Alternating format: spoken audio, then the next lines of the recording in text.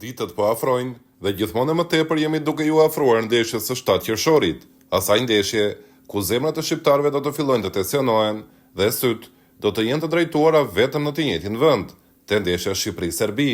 Në mediat serbe kanë filluar shkrimet e para në lidhje me këtë takim, por është ende vetëm nxemje përpara asaj që do të na presi në ditën e vijim. Sot fjalën e parë në mediat serbe e ka marrë sulmuesi i Dortmundit dhe i Gjermanisë, Karim Adeyemi. Ky i fundit ndodhet me pushime në Kosovë dhe ka pozuar përpara me UÇK-n, duke bërë me dorë edhe shqiponjën.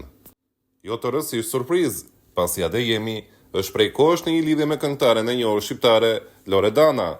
Për shkak të kësaj lidhje, Adeyemi është familiarizuar shumë me shqiptarët dhe ka shkuar pak larg, duke dalë kështu hapur në mbrojtje të shqiptarëve në një kohë që po afron edhe ndeshja me Serbinë.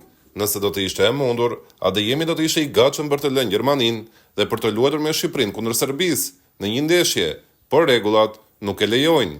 Themi se është paksa guxim i treguar nga ana e këtij sulmuesi, pasi duke parë karrierën e tij dhe nivelin se ku luan në Bundesligë, padyshim që kjo fotografi e publikuar prej tij do të nxjisë urrëtitjen e lojtarëve dhe trajnerëve serb, që janë gjithsesi një faktor në Europë.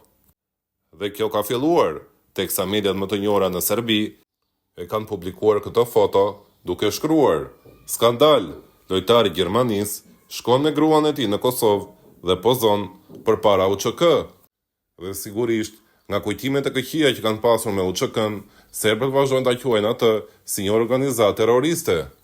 Një tjetër provokacia për serbët, por që këtë herë nuk vjen nga shqiptarët, siç jemi mësuar zakonisht, por vjen nga Karim Adeyemi, i cili gjithashtu është lojtar i ekipit të parë të Gjermanisë, ka luajtur me kombëtaren e Gjermanisë, ndërkohë një ditë më parë ishte Mario Mitaj, i cili festoi titullin në Arabinë Saudite para syve të Rajković, portierit të Serbisë, duke mos u trembur as pak për të marrë me vete flamurin e Shqipërisë dhe veten të sapuar në të, duke festuar me shqiponj. Një skenë që Rajković është detyruar që ta shmang dhe nuk i ka pëlqyer as pak, por duhej që ta duronte. Askush nuk mund t'ia hiqte flamurin nga shpina Mario Mitajit.